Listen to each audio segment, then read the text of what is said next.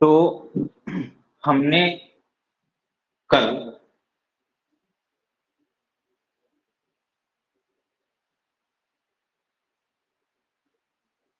यहां तक देख लिया था कि क्या क्या फंडामेंटल स्ट्रेचिंग फ्रीक्वेंसीज होता है ना। आज हम देखेंगे फैक्टर्स अफेक्टिंग आईआर फ्रीक्वेंसीज। तो हम चालू कर रहे हैं।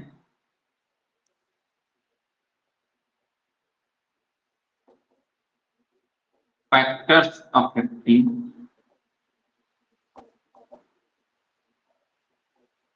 IR frequencies.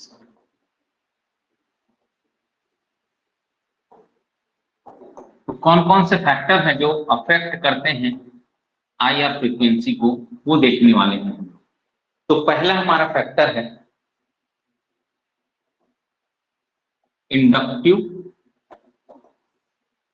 And mesomeric effect. Inductive and mesomeric effect. तो ये देखेंगे इंडक्टिव और मेसोमेरिक इफेक्ट कैसे अफेक्ट करते हैं। तो हम डिफरेंट डिफरेंट कंपाउंड बनाएंगे। ये फॉर्मेल्डिहाइड हो गया, ये एसिटिल्डिहाइड हो गया, फिर एसीटोन हो जाएगा,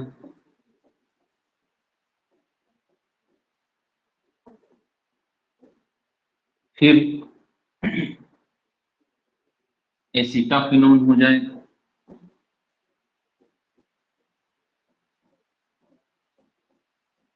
फिर बेंजोफिनोन। ये देखिए, अब स्ट्रेचिंग फ्रीक्वेंसीज लिख लेते हैं हम लोग। 1755, फिर 1730, फिर 1720, फिर 1683, फिर 1660। तो देखेंगे यहां पर ध्यान से, यहां पर कोई भी फील्ड इफेक्ट काम नहीं कर रहा है। हाइड्रोजन का बहुत माइनर सा प्लस आई रहता है, लेकिन उसको इग्नोर करेंगे। देखो यहां पर क्या काम कर रहा है इसका, प्लस आई। इसका क्या काम कर रहा है, प्लस आई सिग्मा बॉन्ड के थ्रू। यहां पर दो प्लस आई काम कर रहा है CH3 का। यहां पर क्या काम कर रहा है, प्लस आई, और इसका क्या, प्लस एम। क्या काम कर रहा है भाई, प्लस एम काम कर रहा है उधर, है ना भाई। एम काम कर रहा है इधर की ओर, और इसका भी दोनों का एम काम कर रहा है, मेसोमेरिक इफेक्ट। तो क्या हो रहा है, इधर से हम लोग लेफ्ट से राइट जा रहे हैं ना, तो कार्बोनाइल कार्बन पे इलेक्ट्रॉन डेंसिटी इंक्रीज हो रही है। On moving left to right, electron density on carbonyl carbon increases. Electron density carbonyl carbon में जब भी कभी बढ़ेगी तो स्ट्रेचिंग फ्रीक्वेंसी क्या हो जाएगी, डाउन। क्योंकि हमको किसको खींचना है, कार्बन और ऑक्सीजन के बीच के बॉन्ड को खींचना है। तब हम आसानी से कब खींच पाएंगे, जब इस पे इलेक्ट्रॉन डेंसिटी ज्यादा होगी, तब ऑक्सीजन उस बॉन्ड को उधर खींचेगा और हम उसको स्ट्रेच कर पाएंगे। अब कार्बोनाइल कार्बन की इलेक्ट्रॉन डेंसिटी कम होगी या इलेक्ट्रॉन विथड्रॉइंग ग्रुप उससे लग जाएगा, तब उसकी स्ट्रेचिंग फ्रीक्वेंसी बढ़ जाएगी। हमेशा याद रखेंगे, जब भी कभी कोई स्ट्रेचिंग फ्रीक्वेंसी देख रहे हैं, वहां पर अगर इलेक्ट्रॉन रिलीजिंग ग्रुप लग गया है तो स्ट्रेचिंग फ्रीक्वेंसी कम हो जाएगी। अगर इलेक्ट्रॉन विथड्रॉइंग ग्रुप लग गया है तो स्ट्रेचिंग फ्रीक्वेंसी बढ़ जाएगी। तो इधर से इधर जाने पर स्ट्रेचिंग फ्रीक्वेंसी जो कि हमारा सेंटीमीटर इनवर्स में है, वो क्या हो रहा है भैया, कम हो रहा है, क्योंकि इलेक्ट्रॉन रिलीजिंग ग्रुप का जो नंबर है वो बढ़ रहा है। समझ में आया भाई, समझ में आया आप लोगों को। Yes sir. चलिए नोट करिए, है ना, नोट करिए सब लोग।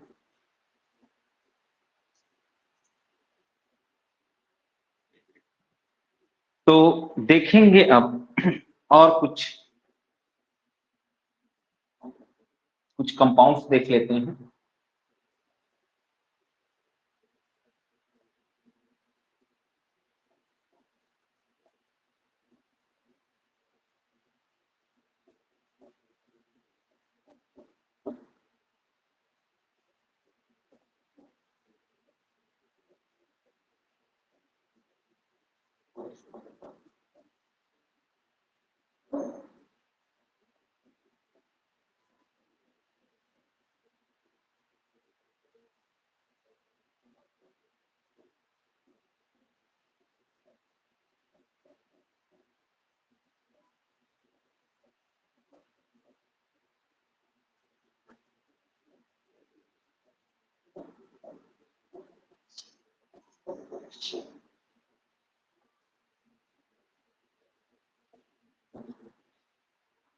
चलो वैसे हम लोग स्ट्रेचिंग फ्रीक्वेंसी किसका कम किसका ज्यादा मैं बता सकता हूं, फिर भी मैं लिख देता हूं, उसके बाद इसको एक्सप्लेन करता हूं।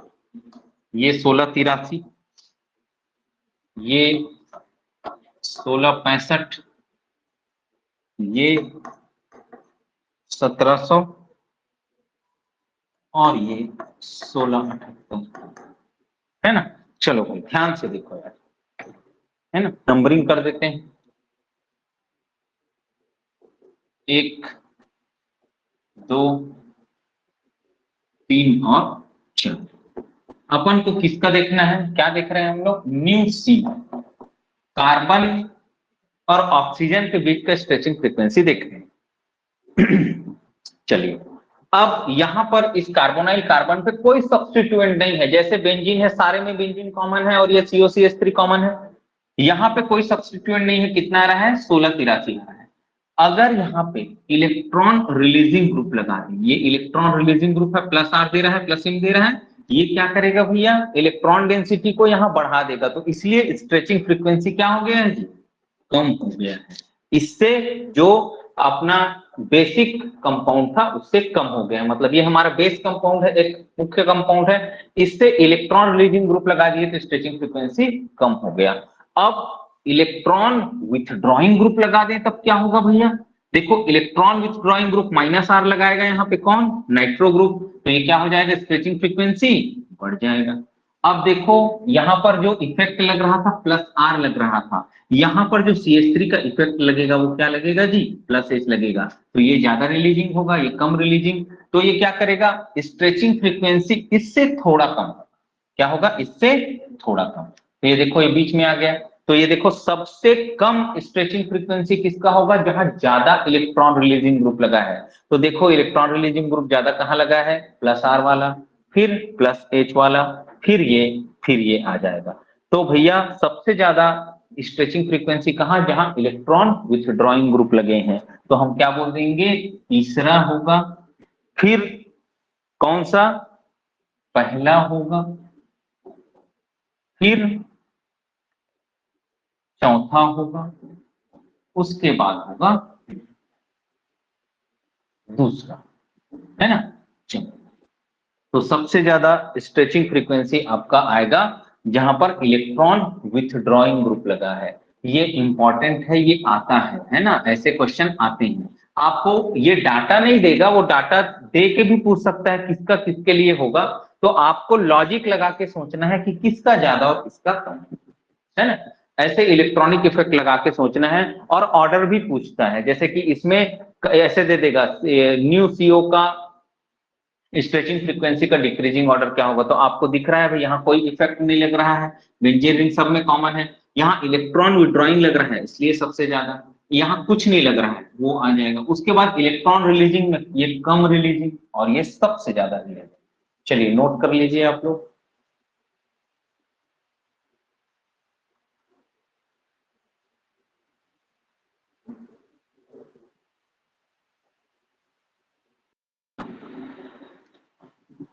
चलिए आगे चलते हैं,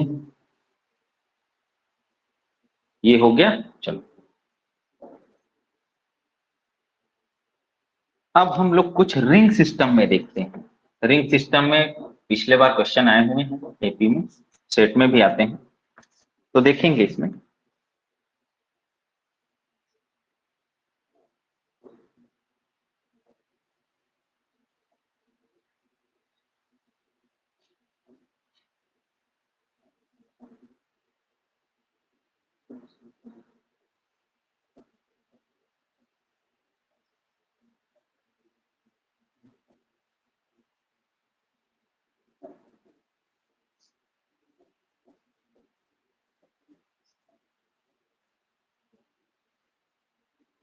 चलो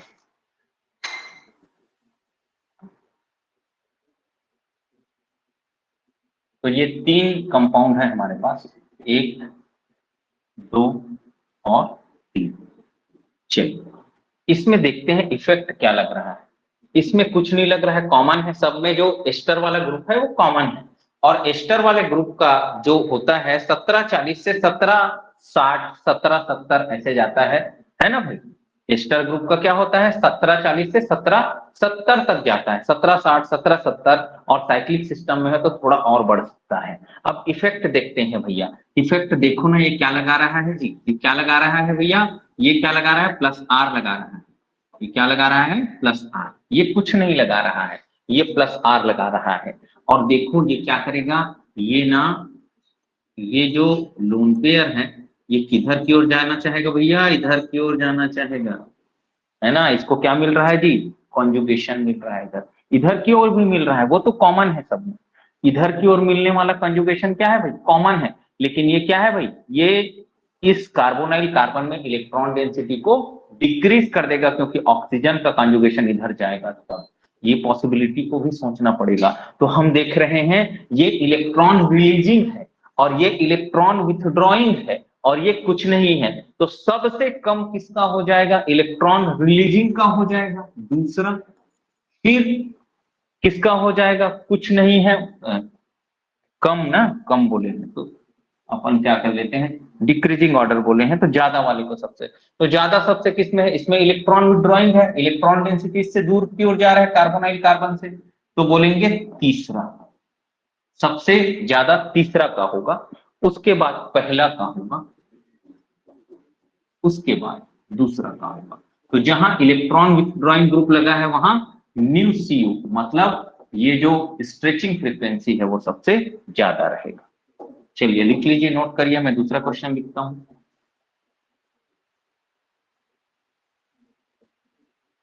इसी को सेम 5 मेंबर रिंग के लिए बनाएंगे।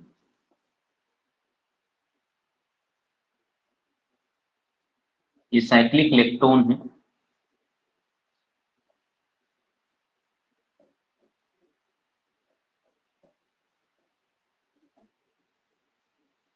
ये देखिए यहां भी ए बी सी नंबर दे देंगे, यहां भी वही चीज होगा, सेम चीज होगा। ये इलेक्ट्रॉन डेंसिटी इधर की ओर उतर रहा है, ये इसको रिलीजिंग दे रहा है ना, वही सबसे ज्यादा हो जाएगा सी का, फिर ए का, फिर हो जाएगा बी का। चलिए जल्दी नोट करिए, जल्दी नोट करिए।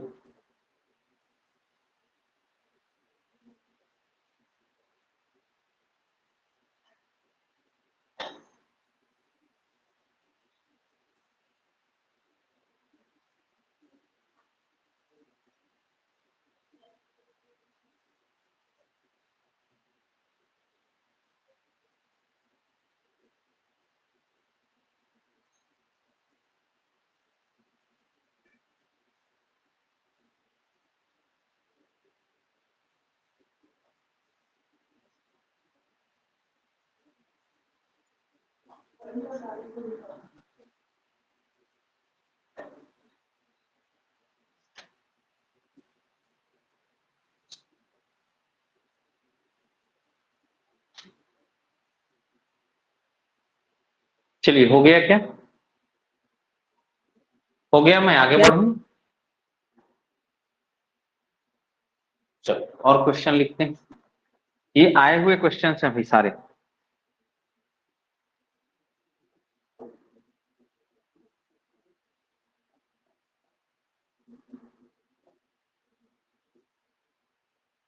फाइव मेंबर और 6 मेंबर दे दे आपको, तब 5 मेंबर का स्ट्रेचिंग फ्रीक्वेंसी ज्यादा होगा, है ना, क्योंकि रिंग स्ट्रेन होता है 5 मेंबर रिंग में, आप लोगों को पढ़ाया गया है।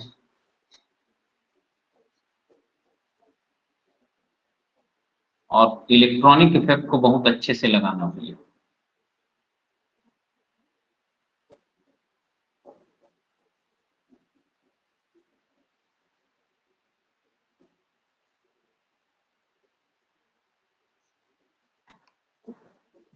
चलो देखो, तो ये 5 मेंबर रिंग है, वो 6 मेंबर रिंग है, नंबरिंग कर दो भैया, 1 2 3 और ये 4। तो 6 मेंबर रिंग का तो सबसे कम होगा। अब 5 मेंबर रिंग में वही इफेक्ट लगा के देख लो, यहाँ नाइट्रोजन का लोन पेयर इधर की ओर आएगा, ये दूर की ओर जा रहा है, ये इधर रिलीजिंग का काम कर रहा है, सबसे ज्यादा किसका हो जाएगा, तीसरा का हो जाएगा। फिर किसका होगा भैया, पहला का हो जाएगा, है ना। फिर किसका होगा, दूसरा का हो जाएगा, फिर सबसे कम हो जाएगा चौथे का। 5 मेंबर रिंग में क्या है भैया, स्ट्रेन है, जिसके कारण से 5 मेंबर रिंग का न्यू सीयू कार्बन ऑक्सीजन के बीच का स्ट्रेचिंग फ्रीक्वेंसी ज्यादा आएगा 6 मेंबर रिंग से, due to ring strain, due to ring strain. चलिए इसको नोट करिए जल्दी, फिर हम लोग पढ़ेंगे effect of angle strain and effect of ring size.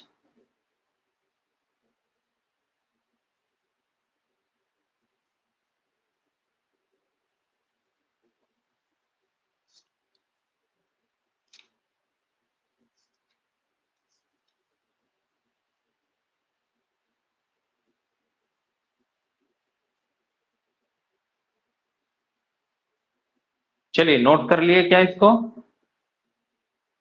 Yes sir. चलिए आगे चलते हैं हम लोग। दूसरा फैक्टर है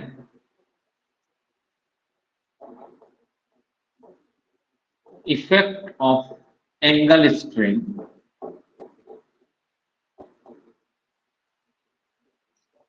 एंड रिंग साइज। तो इसको देखते हैं हम लोग। ये 6 मेंबर रिंग है, 120 डिग्री का एंगल है। ये 5 मेंबर रिंग है, 105 डिग्री का एंगल है। ये 4 मेंबर रिंग है, 90 डिग्री का एंगल रहेगा। ये 3 मेंबर रिंग है, यहाँ 60 डिग्री का एंगल रहेगा। और ये बिल्कुल यहाँ पर रिंग नहीं है, हिटिंग है ये, है ना भाई। चलो आ जाओ। अब इसमें जैसे जैसे रिंग साइज बढ़ेगा, जैसे जैसे क्या होगा, मतलब रिंग साइज छोटा हो रहा है, उतना क्या होगा, रिंग स्ट्रेन बढ़ेगा। क्या बढ़ेगा भैया, रिंग स्ट्रेन बढ़ेगा और स्ट्रेचिंग फ्रीक्वेंसी भी बढ़ती जाएगी। चलो तो यहाँ पर मैं लिख देता हूं, ये 17-20 होता है, ये 17-45 होता है, ये 17-85 होता है, ये 18-30 होता है, ये 21-60 होता है। चलो तो हम क्या बोलेंगे, हम लेफ्ट टू राइट जा रहे हैं ना, तो बॉन्ड एंगल क्या हो रहा है, डिक्रीज हो रहा है, और एंगल स्ट्रेन बढ़ रहा है, एंगल स्ट्रेन और रिंग स्ट्रेन बढ़ रहा है। लिख सकते हैं on moving left to right angle strain and ring strain increases. तो क्या हो जाएगा भैया, हेंस न्यू सीयू आल्सो इंक्रीजेस। तो हम लेफ्ट टू राइट जा रहे हैं तो एंगल स्ट्रेन और रिंग स्ट्रेन बढ़ रहा है, इसके कारण से स्ट्रेचिंग फ्रीक्वेंसी भी इंक्रीज हो रहा है।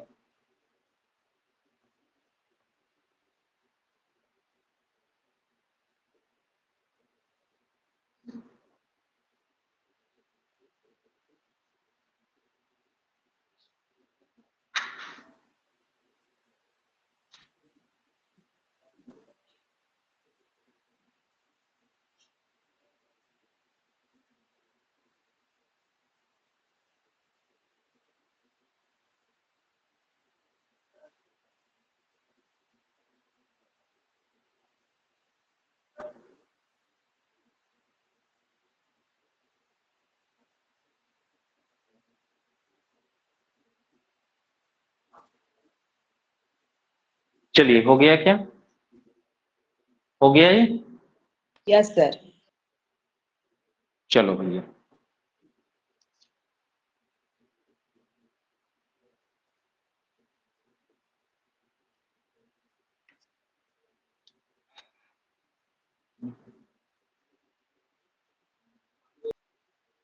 हम्म,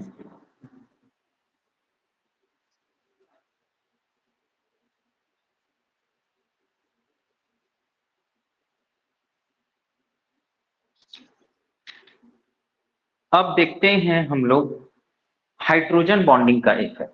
क्या देखेंगे हम लोग? Effect of hydrogen bonding.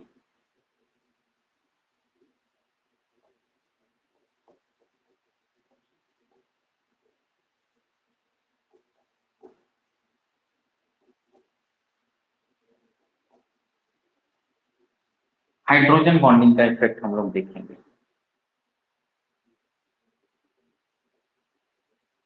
लिखेंगे due to hydrogen bonding, due to hydrogen bonding, due to hydrogen bonding nu NH-OH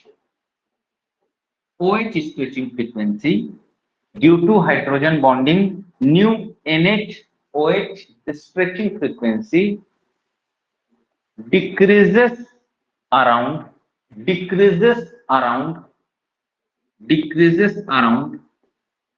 150 to 200 centimetre inverse. मतलब इतना स्ट्रेचिंग फ्रीक्वेंसी थोड़ा डाउन हो जाता है बोल रहे हैं हाइड्रोजन बॉन्डिंग के कारण।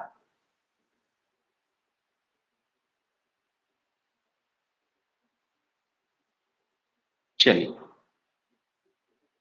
अब देखते हैं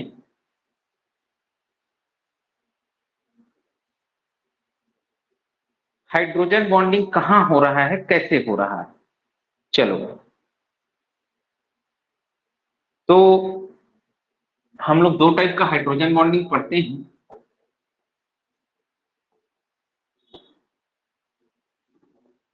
इंट्रामोलिकुलर और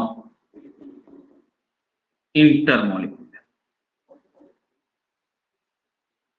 तो इंट्रामोलिकुलर जैसे कि बात करें अपन, तो इंट्रा मतलब विद इन द मॉलिक्यूल होता है। तो ये देखेंगे तो यहां पे हाइड्रोजन बॉन्डिंग, ऐसे यहां पे हाइड्रोजन बॉन्डिंग हो रहा है। अब हम इस पे डाइल्यूशन करेंगे। डाइल्यूशन मतलब पानी डालेंगे। क्या करेंगे? डाइल्यूशन करेंगे, पानी डालेंगे। तो आप इतना भी पानी डाल लो, इंट्रामोलिकुलर हाइड्रोजन बॉन्डिंग को कोई फर्क नहीं पड़ता, क्योंकि उसको बाहर के मॉलिक्यूल से हाइड्रोजन का कोई लेना देना नहीं। मतलब कितना भी वाटर डालो, इंट्रामोलिकुलर हाइड्रोजन बॉन्डिंग को कोई फर्क नहीं पड़ेगा, क्योंकि वो खुद में बॉन्ड बना रहे हैं, उसको दूसरे की जरूरत नहीं है। तो यहां पर आप लिख सकते हैं नो इफेक्ट ऑफ डाइल्यूशन। यहां पर लिख सकते हैं क्या? No effect of dilution on nu NH nu OH stretching frequency. ठीक है, तो इफेक्ट ऑफ डाइल्यूशन किसमें नहीं फर्क पड़ेगा भैया? अपन को इंट्रामोलिकुलर हाइड्रोजन बॉन्डिंग में नहीं फर्क पड़ेगा।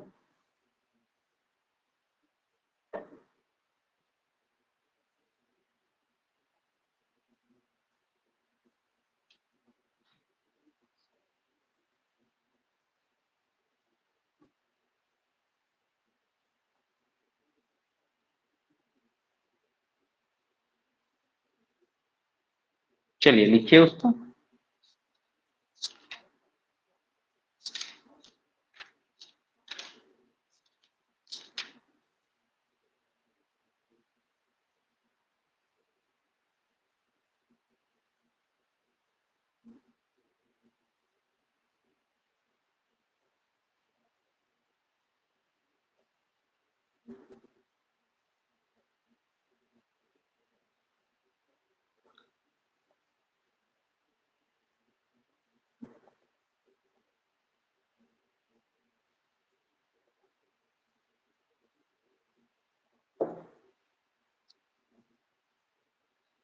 चलिए अब इंटरमोलिकुलर हाइड्रोजन, ये आर्थोनाइट्रोफिनॉल था, ये पैरानाइट्रोफिनॉल देखेंगे हम लोग। तो पैरानाइट्रोफिनॉल में, तो पैरानाइट्रोफिनॉल में क्या होगा जी? इंटरमोलिकुलर मतलब दूसरे मॉलिक्यूल के साथ हाइड्रोजन बॉन्ड बनाएगा। तो क्या बोलेंगे? On dilution, on dilution, dilute करने पे क्या हो जाएगा भैया? हाइड्रोजन बॉन्डिंग डिक्रीज हो जाएगा यार, इनके मॉलिक्यूल दूर दूर हो जाएंगे। On dilution hydrogen bonding decreases अब हाइड्रोजन बॉन्डिंग कम होगा तो स्ट्रेचिंग फ्रीक्वेंसी क्या हो जाएगा भैया, थोड़ा बढ़ जाएगा, stretching frequency increase. Hydrogen bonding कम होगा तो स्ट्रेचिंग फ्रीक्वेंसी क्या हो जाएगा, बढ़ जाएगा, और अगर हाइड्रोजन बॉन्डिंग ज्यादा होता है तो स्ट्रेचिंग फ्रीक्वेंसी कम हो जाता है।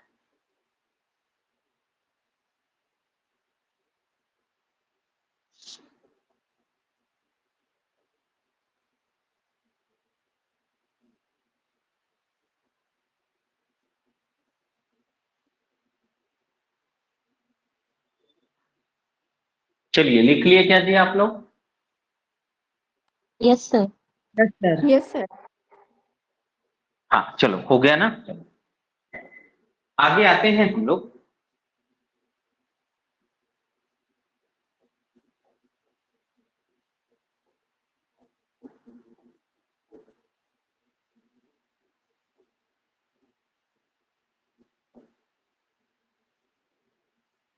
ये है आपका कार्बोक्सिलिक एसिड का डाइमर, और ये क्या बन रहा है जी, हाइड्रोजन बॉन्ड बन रहा है। यहां पर हम लोग देखते हैं जो न्यू OH आता है ना, वो कहां आता है भैया, 2500 से 3100, 2500 से 3100 सेंटीमीटर इनवर्स। इसी को मैं क्या बोला था भैया, वो ब्रॉड बैंड आता है, कैसे दिखता है वो, साउथ इंडिया की तरह दिखता है। कैसे दिखता है, ब्रॉड बैंड हमको मिलता है, और कैसे दिखता है, साउथ इंडिया की तरह हमको दिखता है 2500 से 3100, जबकि OH का स्ट्रेचिंग फ्रीक्वेंसी कहां होना चाहिए, 3200 से 3600 होना चाहिए। OH का स्ट्रेचिंग फ्रीक्वेंसी क्या होना चाहिए, 3200 से 3600 होना चाहिए, लेकिन यहां पर डाइमराइजेशन हो जाता है, इसलिए कार्बोक्सिलिक एसिड में OH स्ट्रेचिंग फ्रीक्वेंसी 2500 से 3100 के बीच एक ब्रॉडबैंड हमको देता है। क्या देता है, ब्रॉडबैंड हमको मिलता है। ठीक है भाई,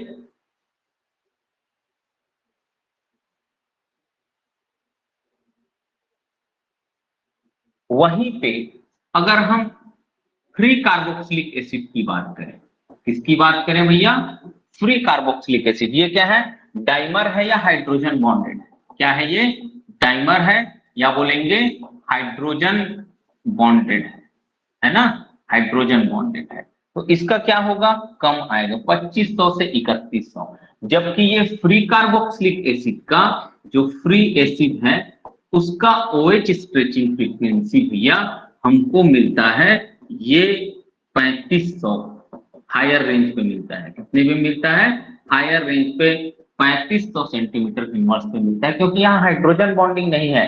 हाइड्रोजन बॉन्डिंग होगी वहां स्ट्रेचिंग फ्रीक्वेंसी कम हो जाएगी, यहाँ हाइड्रोजन बॉन्डिंग है इसलिए स्ट्रेचिंग फ्रीक्वेंसी कम हो गई, वहां हाइड्रोजन बॉन्डिंग नहीं है इसलिए स्ट्रेचिंग फ्रीक्वेंसी अपने नॉर्मल रेंज में जा रहा है।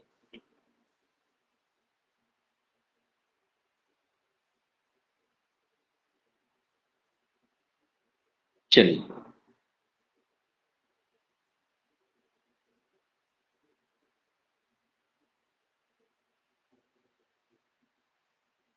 चलिए लिख लिए तो आगे बढ़ते हैं। Yes sir. हाँ चलो आ जाओ भैया, अब देखते हैं फील्ड इफेक्ट, अब देखते हैं फील्ड इफेक्ट।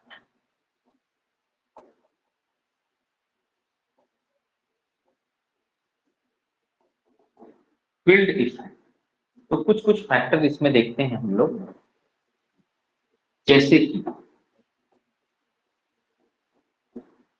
ये कार्बोनाइल ग्रुप, क्या है ये, कार्बोनाइल ग्रुप है, ऐसे लगा हुआ है, और यहां पर कोई ग्रुप है, यहां पर कोई ग्रुप, ऐसे ही कार्बोनाइल ग्रुप यहां लगा हुआ है, मतलब ऐसे, ये कार्बोनाइल ग्रुप, और ये जो ग्रुप है वो यहां लगा हुआ है।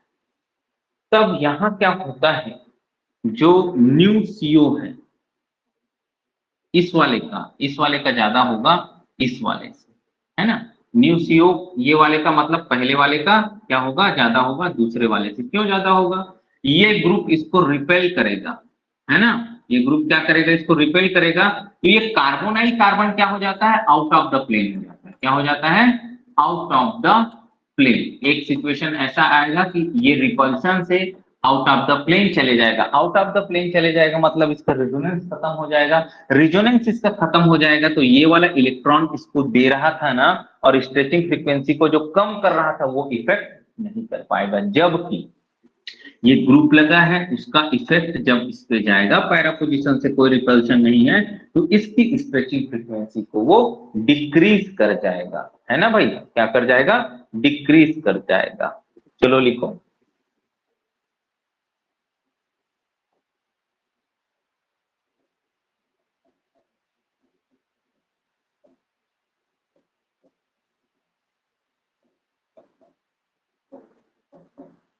ये छोटे छोटे इफेक्ट्स हैं, इसको लिख लेंगे।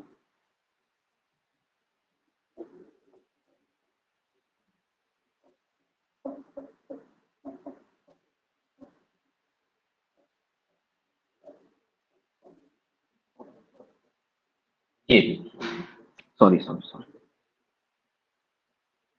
ये देखिए ये कंपाउंड, यहां पे इसकी स्ट्रेचिंग फ्रीक्वेंसी को, इसकी स्ट्रेचिंग फ्रीक्वेंसी मेरे को चाहिए, है ना।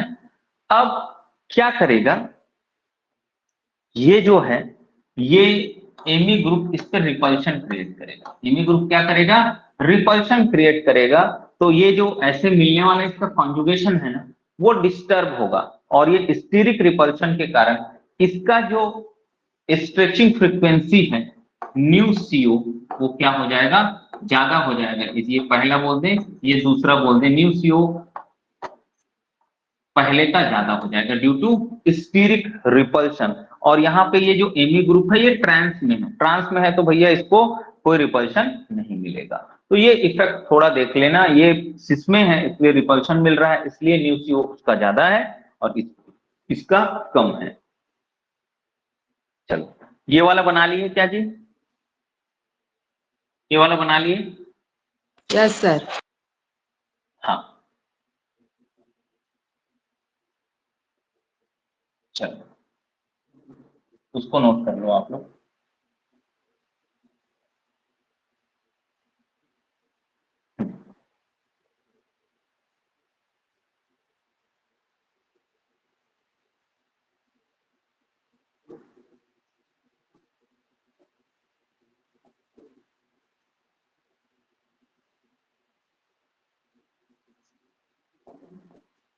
और एक कंपाउंड देख लेते हैं।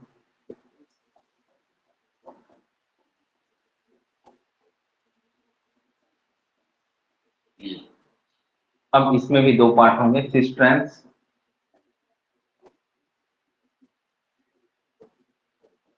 H, ये CONH2, और इधर CH3 लगा दो, इधर H लगा दो।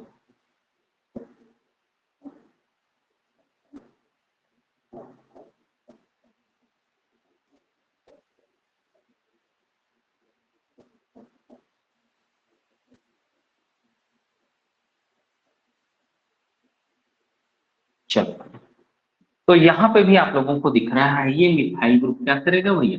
इस कार्बोनाइल ग्रुप पे रिपल्शन, इस ग्रुप पे क्या करेगा? रिपल्शन क्रिएट करेगा। और ये जो है इस पे कोई रिपल्शन क्रिएट नहीं करेगा, तो इस वाले का, पहले वाले का स्ट्रेचिंग फ्रीक्वेंसी क्या हो जाएगा? ज्यादा हो जाएगा। पहले वाले का स्ट्रेचिंग फ्रीक्वेंसी क्या हो जाएगा? ज्यादा हो जाएगा।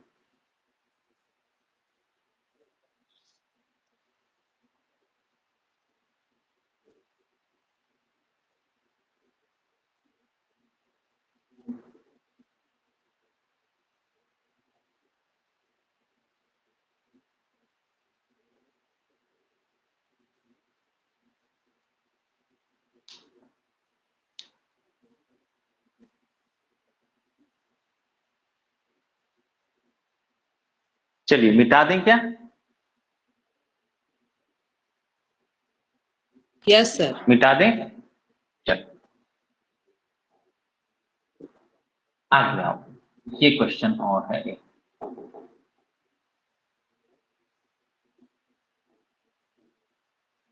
ये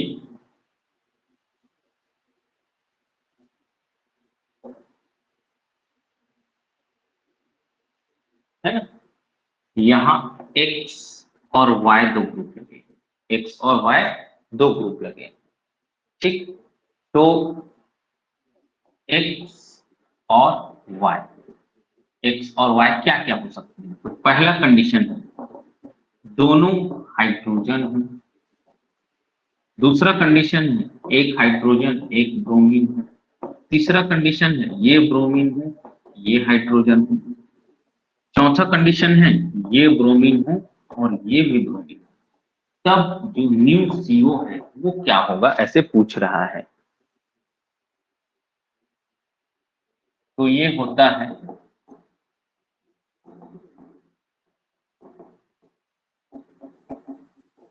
ऐसे। तो यहां पर क्या समझ आ रहा है, जो एक्स सब्स्टिट्यूएंट है ना वो क्या कर रहा है, ज्यादा रिपल्शन क्रिएट कर रहा है। दोनों हाइड्रोजन था, दोनों हाइड्रोजन था तो इतना था। अब Y को हम लोगों ने बड़ा ग्रुप लाया, ब्रोमीन लाया, तो भी ज्यादा चेंज नहीं आया, दो बस बढ़ा है, मतलब ऑलमोस्ट सिमिलर है। मतलब ये कहने का मतलब है यहां अगर कार्बोनाइल ग्रुप है और Y है, मतलब इस एक्सियल पोजीशन पे Y है, वो ज्यादा इफेक्ट नहीं डालने वाला है। वो दो तीन से क्या करेगा, स्ट्रेचिंग फ्रीक्वेंसी को बढ़ाएगा। लेकिन एक्स को हम बड़े एटम से रिप्लेस करते हैं ना, तो वो सिग्निफिकेंट इंक्रीज कराता है किसको, स्ट्रेचिंग फ्रीक्वेंसी को। तो देखिए भैया ये ब्रोमीन का स्ट्रेचिंग फ्रीक्वेंसी सिग्निफिकेंटली इंक्रीज हो गया है ना, किसके थ्रू, मतलब कार्बोनाइल कार्बन ऑक्सीजन का स्ट्रेचिंग फ्रीक्वेंसी ब्रोमीन के थ्रू इंक्रीज हुआ है 10 पॉइंट से। और दोनों को रिप्लेस हाइड्रोजन की जगह ब्रोमीन ला दी, तो कितना चेंज हुआ, दो चेंज हुआ। तो ये जो एक्स एटम है ना उसका इफेक्ट क्या होगा, ज्यादा सिग्निफिकेंट होगा भाई, मतलब वो ज्यादा इफेक्ट डालेगा इस पे, स्ट्रेचिंग फ्रीक्वेंसी। ठीक है, चलिए नोट करिए।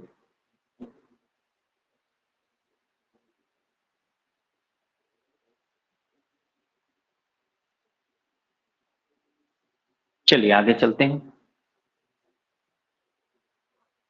अब देखेंगे हमको कपल्ड वाइब्रेशन। क्या देखेंगे भैया हम लोग, कपल्ड वाइब्रेशन। तो कपल्ड वाइब्रेशन में थोड़ा लिखेंगे, कपल्ड वाइब्रेशन में थोड़ा नोट करेंगे आप लोग। when there is bent geometry, when there is bent geometry, when there is bent geometry,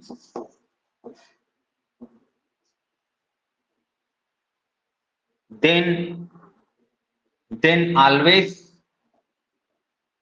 then always symmetric and asymmetric stretch, symmetric and asymmetric stretch are associated, symmetric and asymmetric stretch are associated,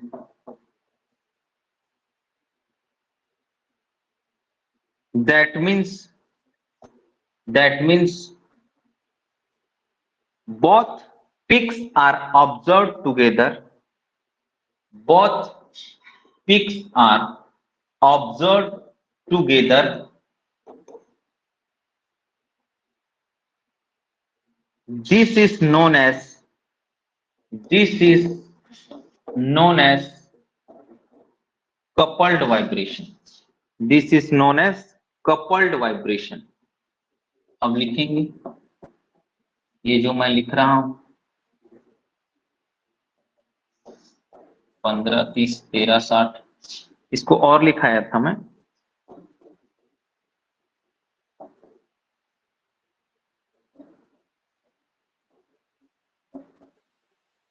क्यों आया था ये भी बताया था। Symmetric और asymmetric stretch के कारण ये आता है।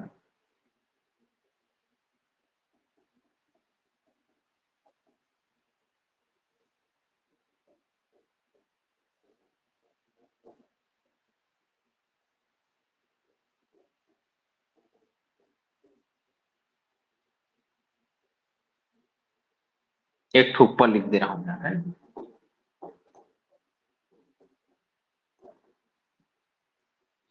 1250 से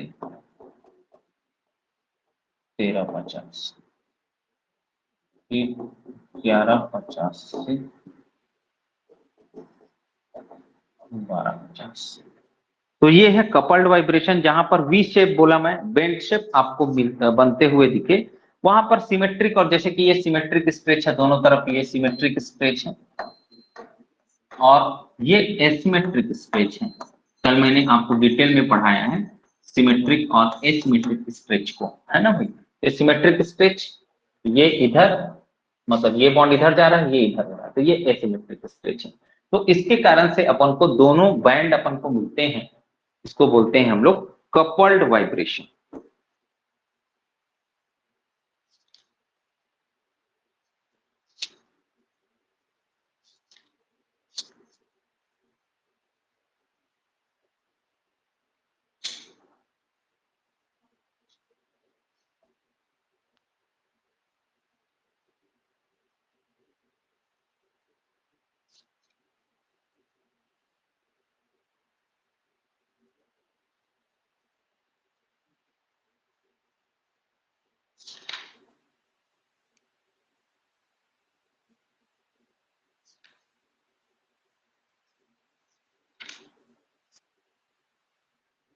चलो भैया, नोट हो जाए तो बताएं मेरे को। आईआर स्पेक्ट्रोस्कोपी का यूज किया जाता है to identify the functional group. IR spectroscopy का काम क्या है? फंक्शनल ग्रुप को आइडेंटिफाई करने के लिए आईआर स्पेक्ट्रोस्कोपी का यूज करते हैं।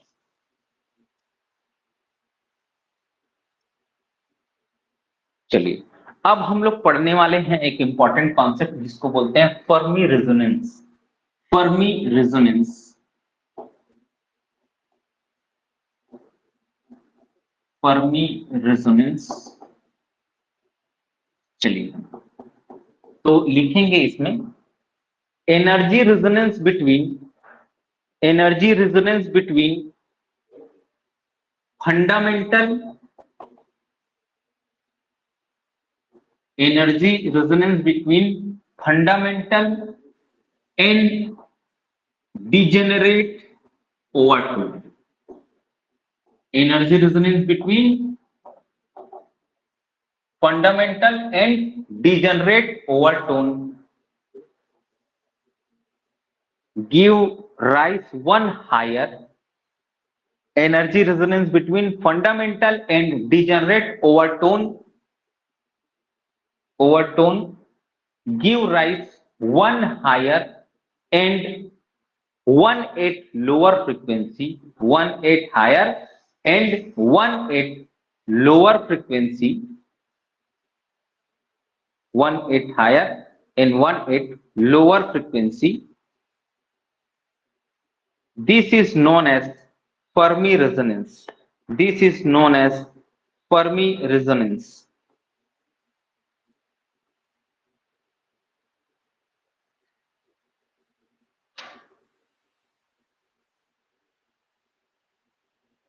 It is observed in CO2 molecule. It is observed in, it is observed in CO2 molecule. It is observed in CO2 molecule. तो ये कार्बन डाइऑक्साइड में मिलता है। तो दो इसके स्ट्रेचिंग फ्रीक्वेंसी हैं, एक 1337 सेंटीमीटर इनवर्स है और एक है 667.3 सेंटीमीटर इनवर्स है। ये जो आ रहा है वो स्ट्रेचिंग से आ रहा है। किससे आ रहा है भैया? स्ट्रेचिंग से आ रहा है। और ये आ रहा है आपका बेंडिंग से आ रहा है। किससे आ रहा है? ये बेंडिंग से आ रहा है। इसको बोलते हैं, ये फंडामेंटल है। ये क्या है भाई? ये फंडामेंटल बैंड है और ये क्या है? ओवरटोन है ना। ये फंडामेंटल है और ये ओवरटोन है। अब इसमें इसको हम लोग, ये बेंडिंग का है। अब मान लो ओवरटोन बनाए, ये बेंडिंग नॉर्मल बेंडिंग है, अब इसको ओवरटोन बनाएंगे, 2 से मल्टीप्लाई कर देना। तो 2 से मल्टीप्लाई करोगे, ओवरटोन बनाओगे, तब क्या हो जाएगा? ये ओवरटोन बना रहा हूं और ये फंडामेंटल है, इसको लिखेंगे ये फंडामेंटल बैंड है, ये फंडामेंटल बैंड है। ओवरटोन इसको 2 से मल्टीप्लाई करेंगे तो कितना हो जाएगा 1334.6 सेंटीमीटर इनवर्स, ये हो गया। अब यहां पर मैं क्या करवा रहा हूं, फर्मी रेजोनेंस करवा रहा हूं। तो फर्मी रेजोनेंस में क्या होगा इसको देखना। फर्मी रेजोनेंस के बाद 2 पीक हमको मिलते हैं, 2 बैंड मिलते हैं, एक हायर और एक लोअर। तो एक हायर फंडामेंटल बैंड से, हायर मतलब 1385, ये कितना है 1337, तो एक हायर हो गया 1385.6, और एक लोअर पे मिलता है 1286, है ना। किस पे मिल रहा है 1286। तो फंडामेंटल बैंड से हायर और फंडामेंटल बैंड से लोअर, तो ये हायर हो गया भैया और ये क्या हो गया लोअर हो गया, इसी को बोलते हैं फर्मी रेजोनेंस। और ये 1286 कैसे आया होगा, तो क्या करते हैं इसमें 1337 प्लस जो ओवरटोन है उसको जोड़ देंगे 1334.6 माइनस, किसको माइनस करेंगे हायर वाला जो आया है उसको 1385.6, ऐसे निकाला जाता है। क्या ये फंडामेंटल हो गया और इसमें किसको जोड़े ओवरटोन को जोड़े और हायर को घटा दिए, किसको घटा दिए हायर को घटा दिए। तो कभी आपको आए ऐसा तो आप क्या करना भैया ऐसे सॉल्व कर लेना। कैसे सॉल्व करोगे भैया, तो फंडामेंटल और ओवरटोन को जोड़ लेना माइनस जो हायर फ्रीक्वेंसी है ना उसको घटा देना, आपका क्या आ जाएगा, आपका क्या आ जाएगा लोअर फ्रीक्वेंसी आ जाएगा। क्या आ जाएगा भैया लोअर फ्रीक्वेंसी आ जाएगा। ठीक है, ये कैलकुलेशन एकदम एग्जैक्ट नहीं आता है, कई बार मशीन का कैलकुलेशन है, लेकिन फिर भी लोअर फ्रीक्वेंसी निकालना है तो आपको ऐसे करना पड़ेगा, फंडामेंटल ओवरटोन को जोड़ देना और हायर वाले फ्रीक्वेंसी को घटा लेना, आपको मिल जाएगा।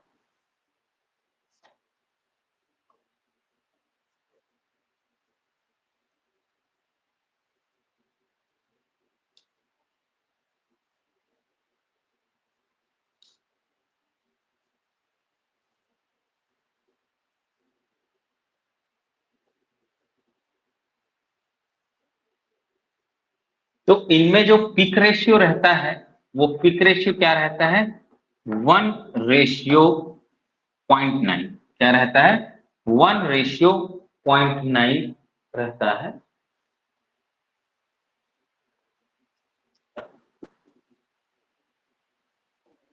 पिक रेशियो पूछेंगे तो क्या रहता है 1:0.9, 1:0.9, एक थोड़ा ज्यादा एक थोड़ा कम रहता है। चलिए, तो ये बैंड या पिक रेशियो की बात कर रहे हैं, इसको भी नोट करेंगे।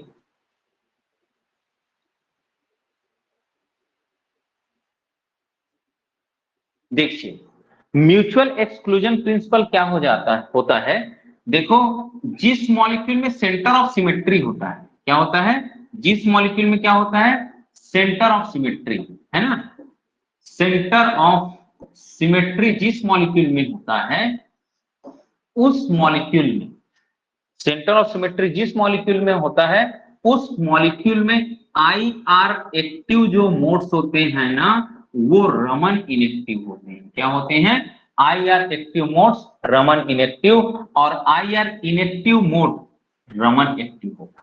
मतलब अगर कोई क्या है ऐसा कंपाउंड है जिसके पास सेंटर ऑफ सिमेट्री है, अगर वो IR अगर वो उसका वो स्ट्रेचिंग या बेंडिंग IR दे रहा है तो वो रमन नहीं देगा, अगर वो IR नहीं दे रहा है तो रमन देगा। इसको बोलते हैं रूल ऑफ म्यूचुअल एक्सक्लूजन या म्यूचुअल एक्सक्लूजन प्रिंसिपल। जो बैंड IR देते हैं वो रमन नहीं देते और जो रमन देते हैं वो IR नहीं देते। ये है क्या भैया रूल ऑफ म्यूचुअल एक्सक्लूजन या म्यूचुअल एक्सक्लूजन प्रिंसिपल। तो IR active mode Raman inactive होते हैं। इन दोनों को कंबाइन करके हम लोग ये जान जाते हैं कि ये इस मान लो सिमेट्रिक स्ट्रेच CO2 नहीं दे रहा है, तो उसी सिमेट्रिक स्ट्रेच में भैया कौन स्पेक्ट्रा देगा, रमन देगा। तो दोनों को कंबाइन करके हम ये जान जाते हैं कि इस मॉलिक्यूल में सेंटर ऑफ सिमेट्री है। बस इससे ज्यादा कुछ भी नहीं है, इससे ज्यादा कुछ भी नहीं है। देखो कई बार क्या करता है, ये ऐसे दे दिया है ना, अब आप लोगों को वो ये इधर ऐसे, ये नीचे और ये ऊपर, और ये नीचे और ये ऊपर ऐसे बना के दी। अब इसको इस मोड को पूछेगा वो एक्टिव होगा कि इनएक्टिव होगा। तो देखो क्या होगा, थोड़ा इसको नीचे किया है, नीचे कर दो, इसको ऊपर किया है, ऊपर कर दो, इसको थोड़ा नीचे किया है, नीचे कर दो, इस वाले एज को थोड़ा ऊपर किया है, ऊपर कर दो। अब देखो ना भैया क्या दिख रहा है यार, इसमें क्या दिख रहा है, सेंटर ऑफ सिमेट्री दिख रहा है। क्या दिख रहा है, सेंटर ऑफ सिमेट्री दिख रहा है यार, है ना। तो सेंटर ऑफ सिमेट्री दिख रहा है मॉलिक्यूल में, कोई भी स्ट्रेचिंग या बेंडिंग मोड में सेंटर ऑफ सिमेट्री दिख रहा है, मतलब ये क्या हो जाएगा, IR इनएक्टिव हो जाएगा। क्या हो जाएगा, IR इनएक्टिव। क्यों, क्योंकि यहां पर क्या नहीं होगा भैया, डाइपोल मोमेंट क्या हो जाएगा, यहाँ पर जीरो हो जाएगा। डाइपोल मोमेंट क्या हो जाएगा, यहाँ पे जीरो हो जाएगा, इसलिए ये मोड IR इनएक्टिव हो जाएगा। क्या हो जाएगा, IR इनएक्टिव। ऐसे ही आप देखेंगे OH, ये सिमेट्रिक स्ट्रेच है तो भी डाइपोल मोमेंट चेंज होगा, क्योंकि दोनों के इलेक्ट्रॉन नेगेटिविटी में डिफरेंस है, ये एक्टिव होगा। ऐसे ही इसका एसिमेट्रिक स्ट्रेच कर दें, एसिमेट्रिक स्ट्रेच, तो भी ये क्या होगा, IR एक्टिव होगा। अगर बेंडिंग कर दें, बेंडिंग मतलब ये इसको ऊपर ला लो, इसको नीचे ला लो, यहाँ लोन पेयर भी है, ये भी क्या होगा, एक्टिव होगा। तो जिस मॉलिक्यूल में परमानेंट डाइपोल मोमेंट है ना भैया, जिस मॉलिक्यूल में परमानेंट डाइपोल मोमेंट है उसका लगभग सारे मोड IR एक्टिव होते हैं, सारे मोड IR एक्टिव होते हैं।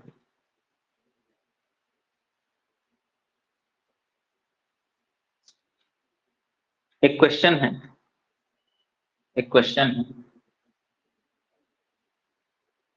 IR spectrum of carbonyl compound, IR spectrum of carbonyl compound will be, ऐसा बोला है, कितना होगा। तो ये ऑप्शन लिख देता हूं, 18 10 17 17, 18 10 17 17 17 30 3 है 16 90। अब कंपाउंड में बना देता हूं, क्या वो कंपाउंड है,